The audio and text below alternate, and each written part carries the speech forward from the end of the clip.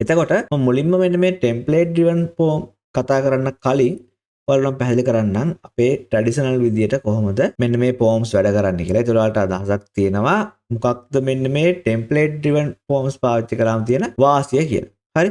ඒක නිසා මම මුලින්ම ඔයාලට පැහැදිලි කරන්නම් ට්‍රැඩිෂනල් විදියට කොහොමද ෆෝම්ස් හැන්ඩල් කරන්න කියලා. ඒතර බලන්න මෙතන මාල්තම් ප්‍රොජෙක්ට් එකක් හදලා තියෙනවා TD forms කියලා. හරිද? ඒතර මම මේකත් අපේ GitHub repo එකට දාන්නම්. ඒතර අපි කලින් කරා bootstrap සම්බන්ධව. ඒතර ඒකට දාලා දේවලුත් මම මේකේ කෝඩ් එක පුෂ් කරලා තියෙන්නේ. හරිද? ඒතර ඔයාලට ඒකත් ගිහලා බලන්න පුළුවන් අවශ්‍ය නම්. හරි. අපි දැන් මුලින්ම බලමු කොහොමද අපි ට්‍රැඩිෂනල් විදියට මේ forms හදන්නේ කියලා. මෙහෙමයි මුලින්ම මම යනවා app component.html එකට. ගිහලා මෙන්න මේ කෝඩ් එක අයින් කරගන්නවා. හරිද? අයින් කරලා මම දාගන්නවා input tag එක. හරිද? ඊට පස්සේ මම මෙතන මෙහෙම npm start එකක් ගහනවා.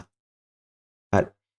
ගහලා ඉවරලා මේක සේව් කරනවා. සේව් කරලා browser එකට ගිහිල්ලා මෙතන මම type කරනවා localhost 4200 කියලා. හරිද? එතකොට මට මෙන්න මේ විදිහට input එක බලා ගන්න පුළුවන්. හරිද? ඊට පස්සේ මම කරන්නේ මෙතන දානවා placeholder එකක්. හරිද? placeholder එකක් දාලා මම මෙතන දෙන්නම් name කියලා. හරිද? මම දෙන්නම් name කියලා. දැන් ඔන්න බලන්න මොකක්ද උනේ කියලා මට මේ විදිහට බලා ගන්න පුළුවන්. මෙතන මම ටයිප් කරනකොට අර ප්ලේස් හෝල්ඩර් එක නැති වෙනවා. ඊළඟට මම තව ඉන්පුට් එකක් දා ගන්නවා. ඒ ඉන්පුට් එකේ වෙන්නේ යූසර්ගේ ඊමේල් එක ගන්න එක. හරිද? ඊට පස්සේ තව ඉන්පුට් එකක් දා ගන්නවා. ඒකෙදි මම යූසර් ගන්නවා ඇඩ්‍රස් එක. ඒකට මම ප්ලේස් හෝල්ඩර් එකක් දා ගන්නවා. මෙහෙම ඇඩ්‍රස් කියලා. හරිද?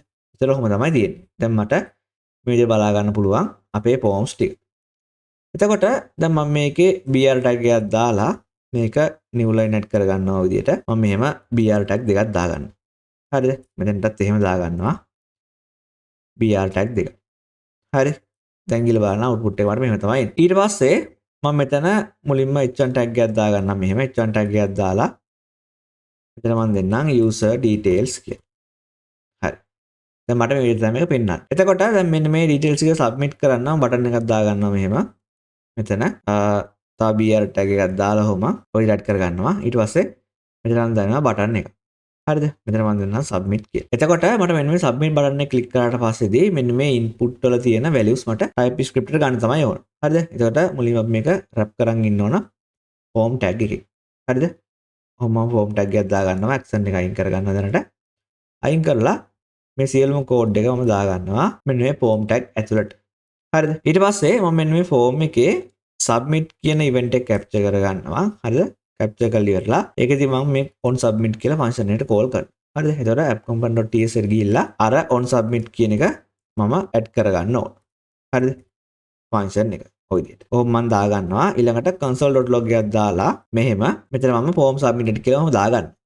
හරි. දැන් ගිහලා බලන්න array එක නැතිව. එතන මොකද්ද වෙන්නේ? මෙන්න මේ submit button එක click කරලා පස්සේ මෙන්න මේ on submit method එක call වෙනවා. හරි. ඊට පස්සේ දැන් බලන්න browser එකට ගිහිල්ලා මම මෙහෙම මේකේ inspect ගිහිල්ලා මේ console එක open කරගන්නවා. ඊළඟට මම මේ submit කියන එක click කරනවා.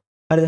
එතකොට බලන්න මේ submit කියන එක click කරාට පස්සේදී මොකද්ද වෙන්නේ කියලා මෙතන පොඩි වෙලාවකට form submit කියලා එනවා. ඊට පස්සේ ඒක නැති වෙනවා. ඒ වගේම බලන්න මෙන්න මේ reload button එක. හරිද? මේ submit click කරාට පස්සේ ඒක reload වෙනවා.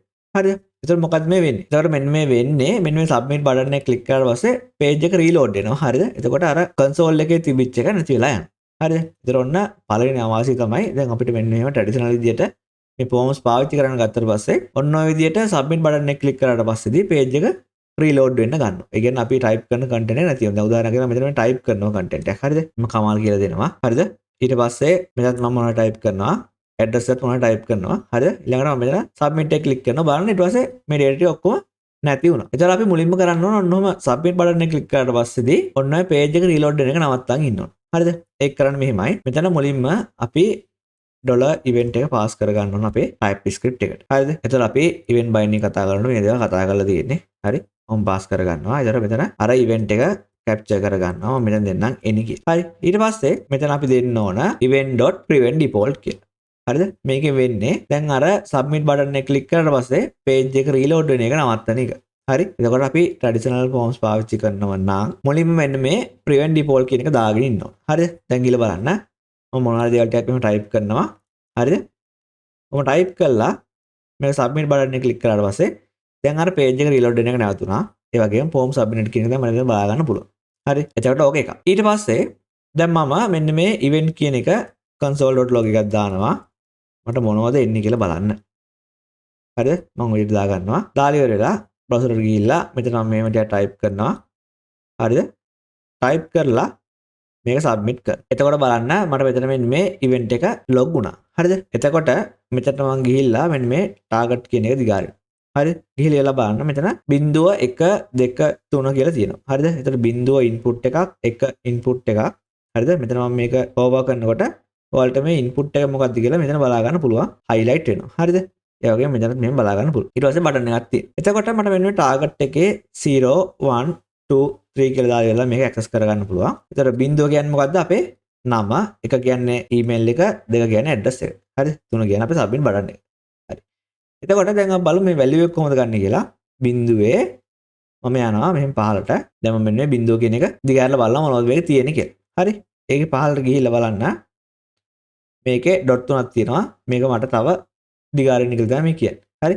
ඒක මම ක්ලික් කරලා තව මේකේ තියෙන ඔක්කොම ඇට්‍රිබියුට් මට බලා ගන්න පුළුවන්. හරිද? ප්ලේස් හෝල්ඩර් එක එහෙම බලා ගන්න පුළුවන්. හරි. ඊට පස්සේ තියෙනවා බලන්න මේකේ value කියලා ඇට්‍රිබියුට් එක. හරිද? අන්න ඒක තමයි මට මෙන්න value එක තියෙන්නේ. එතකොට මට කැප්චර් කරගන්න පුළුවන් මෙහෙම. මෙතන ගිහිල්ලා ඉවර වෙලා TS එකේ මම මෙතන .target කියන එක ගන්න. හරිද? target වල බිඳුව අරගෙන ඒකේ value එක මම මෙහෙම console.log එකක් දාන්න. ඊට පස්සේ මම මේ copy කරලා අපේ target එකේ 1 ඒකේ value එක මම දාගන්න. ඊට පස්සේ දෙකෙත් මම මේ විදිහට value එක දාගන්න. හරි. දැන් ගිහලා බලන්න මම මෙතන මොනවද ටික type කරනවා මෙහෙම. type කරලා මේ submit එක click කරලා පස්සේ මට මේ values ටික ගන්න පුළුවන්. හරිද? ඕකේ ඒ ක්‍රමයක්. ඊට වඩා ලේසි ක්‍රමයක් තියෙනවා. දැන් මෙතන අපිට input ටික 0 1 2 කොහොමද දෙන්න වෙන්නේ? එතකොට මේක වඩා පටලවා වෙන්න පුළුවන් ලොකු forms එක වැඩ කරනකොට. එතකොට එහෙම 0 1 2 3 කියලා දෙන්න නැතුව අපිට මේවට නම් දෙන්න පුළුවන්. හරිද? ඒක කොහොමද දෙන්නේ? මෙන්න මේ input එකට නමක් දෙන්න පුළුවන් මෙහෙම නම මම මේක දෙන්නම් name කියලා. හරිද? ඊට පස්සේ මේකට නමක් දෙන්න පුළුවන් ඒක email කියලා මම දෙනවා. ඊට පස්සේ මේකට නමක් දෙනවා ඒක address කියලා මම දාගන්න. හරි. ඊළඟට දැන් බලන්න browser එකට ගිහිල්ලා මට මොකුත් visual change එකක් බලා ගන්න බෑ මෙතන. ඊට පස්සේ මම TS එකට ගිහිල්ලා මෙන්න මේ values access කරන විදිය වෙනස් කරනවා මෙතන. එහෙම console.log එකක් දාලා console.log ඊට පස්සේ event එකේ මම target කියන attribute එක ගන්නවා. හරිද? ඒකේ මට කෙලින්ම ගන්න පුළුවන් දැන් name කියන එක. හරි? ඒකේ value එක මට ගන්න පුළුවන්. එතකොට බලන්න දැන් browser එකට ගිහිල්ලා මම මෙතන මෙහෙම type කරනවා. හරිද? type කරලා submit කරනවා. දැන් මට මෙන්න මෙතන බලා ගන්න පුළුවන් මේ value එක. හරිද? මම මේකත් එක්කම event එකත් මේකේ log කරන්නම් මෙහෙම. හරිද? log එකක් දාලා event එකත් මම ඔය විදිහට දාගන්න. හරි. දැන් මෙතන බලන්න මෙහෙම ගිහලා type කරලා අපිට submit එක click කරන්න පුළුවන්. මෙන්න මේ විදිහට මට event එක log වුණා. හරිද? දැන් මේ ගිහලා බලන්න target එක තියෙනවා. හරිද? target එකේ මම පහළට යනවා. ගිහලා බලනවා මේ name කියන එක තියෙනවද කියලා. ඔව්. name කියන එක input එක. හරි. එතකොට ඒ වගේ ඔයාලට address එක සහ email එක දැනින් හොයාගන්න පුළුවන්. හරිද? ඊට පස්සේ මම දැන් කරන්නේ අපි දැන් log කරා name එක. හරිද? ඊට පස්සේ මම log කරනවා මේක මෙහෙම copy එකක් දාගෙන තන දා ගන්නවා මෙහෙම address එක. හරිද? ඊට පස්සේ මම email එකත් මෙහෙම දාගන්න. හරි. දැන් ගිහලා බලන්න. browser එකට ගිහිල්ලා මම මෙතන මෙහෙම type කරනවා. type කළා මට මේ විදිහට මේ values තුනම බලා ගන්න පුළුවන්. හරිද? name එකයි email එකයි address එකයි. එතකොට දැන් බලන්න අපි traditional විදිහට මේක කරා නම් මෙන්න වගේ දේවල් ටිකක් කරන්න ඕන. හරිද? ඊට පස්සේ අපි page එක refresh එක නවත්තන්න ඕන මෙන්න මේ prevent default කියන එක දාලා ඊට පස්සේ අපිට අවශ්‍ය values මේ විදිහට capture කරගන්න වෙනවා. එතකොට මේක ටිකක් ලොකු forms එක වැඩ කරනකොට ටිකක් කරදරකාරී වැඩක්.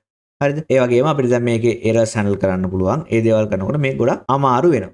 හරිද? ඒවට solution එකක් විදිහට තමයි ඔය TD forms සහ reactive forms අපිට Angular වල introduce වෙලා එන්නේ. හරි. එතන මම මේක මුලින්ම ඔයාලට පැහැදිලි කරේ. දැන් ඔයාලට තේරෙනවා අපි traditional විදිහට forms පාවිච්චි කරා නම් අපිට මොන වගේ දෙයක්ද මෙන්න මේකේ කරන්න ඕන කියලා. හරිද? ඊට පස්සේ ඔයාලට දැන් TD forms පාවිච්චි කරනකොට කොච්චර ලේසිද කියලා දැන් අවබෝධ කරගන්න පුළුවන්. අපි ඉස්සරහට ඒක කතා කරනකොට. හරිද?